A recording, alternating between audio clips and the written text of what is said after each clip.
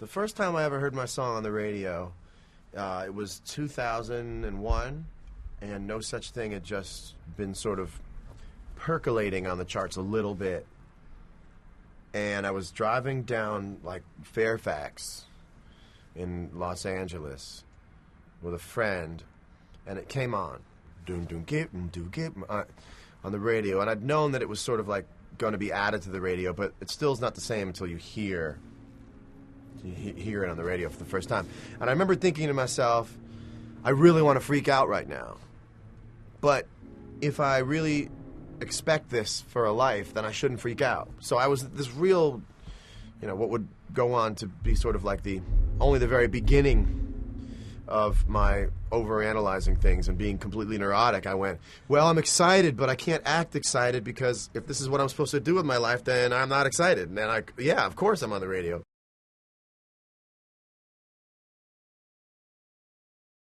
All right, so I'm a pipsqueak, so I'm young for my grade. So I'm 17 years old when I barely graduate high school. I'm in Fairfield, Connecticut. I decide that I'm going to stick it out in Connecticut for a couple years, play my guitar. That doesn't work very well. I end up playing a gas pump, working at a gas station for a while, which was actually really great. It was a great experience to, learn how to get in line and of a hierarchy and work, and, I learned a lot in that situation. Then I figured, well, wait a minute, why don't I act like I want to go to music college?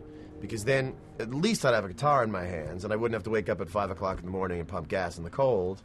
So I went to Berklee College of Music, and then that's when it all sort of started. All of the theories that I had developed in my head, in my bedroom playing guitar, sort of came into contact with other people's playing and other people's minds, and that just started the songwriting up.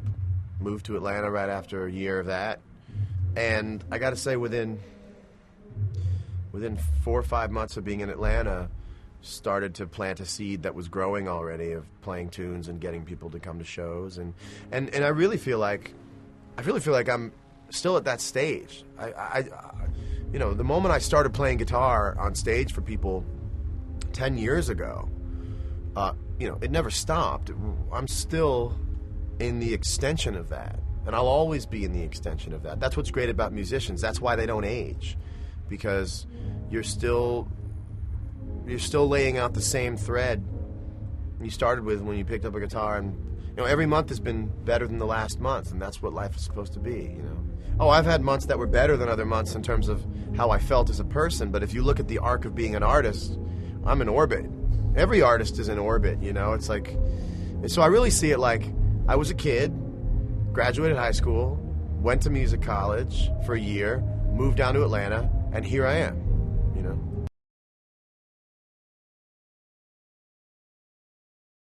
I moved down to Atlanta after I'd made friends with someone who was from Atlanta. He and I started writing songs together, and we just knew we had something. We wanted to go play, and he was from Atlanta, and he said, there's a great music scene in Atlanta, and he was absolutely right. I moved down there. We stopped playing together, so I ended up being solo in Atlanta with nothing to show for myself. And that happens in life.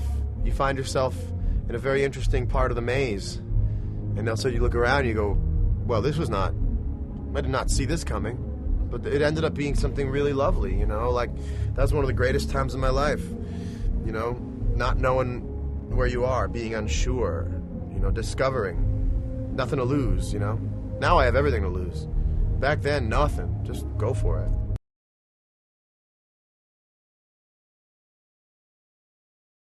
Playing the Garden when you're from Connecticut means getting an email from every single person who you ever grew up with, because, they didn't necessarily want to come to your talent show when you were first starting out, nor that they might not have wanted to come to Irving Plaza, but everybody wants to go to the Garden because it's a rock and roll experience for anybody who goes.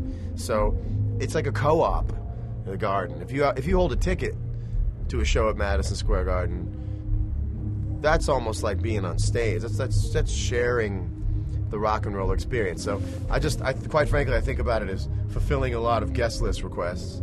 But, you know, when you look at the mileage of it, I'm only 60 miles away from the place I was born, and a lifetime away from it, you know. I mean, it's pretty amazing to play the Garden.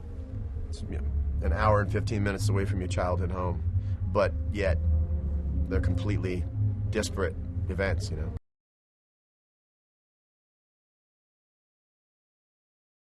Being that I'm at Z100's Jingle Ball 2009, I will be watching as many artists as I can. There's a wonderful community right now of artists. Like, everybody's really happy to say hello to each other and meet each other, and, you know, I've been looking at Twitter, and people have been excited about this for the last month, waiting to all see each other. So I'm excited to meet all the artists on the bill, you know, just like I think all the other artists are excited to meet all the other artists. So it's a great vibe.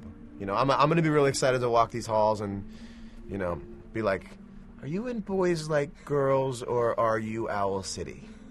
Because I'm getting old now, and I don't know everybody's visage.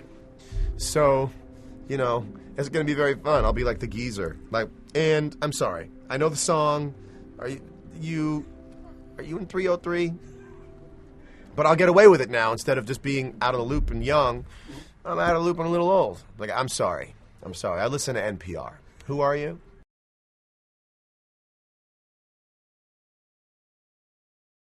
I will be playing Heartbreak Warfare. I'll be playing Waiting on the World to Change. I'll be doing Half of My Heart with Taylor. This is the first time Taylor and I will have performed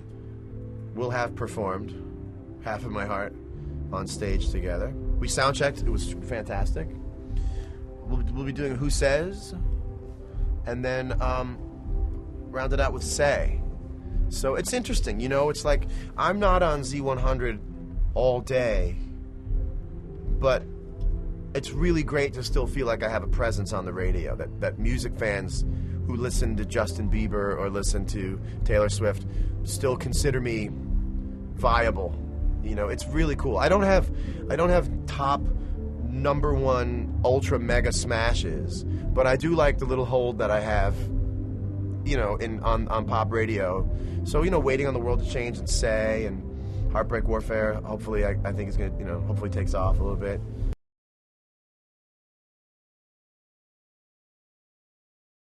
The holiday plan is going to be enjoy a break, enjoy Christmas with the family, and then we're going to be playing New Year's Eve at Vegas.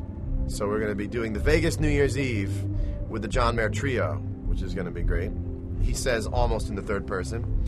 And the New Year's resolution is to draw a line between making myself happy and making other people happy. And finding a little peace. Getting a little better at taking my own advice of who says, you know.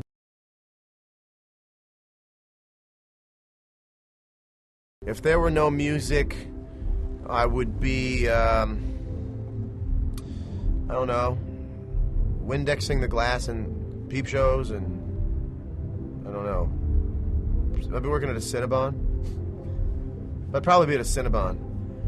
I mean, really, I don't really have much to do other than make music, and although I would probably, you know what I'd want to do if I wasn't playing music? I think it'd be fun to have like a talk show. I think it'd be fun to have a late night talk show. That's always been my other dream.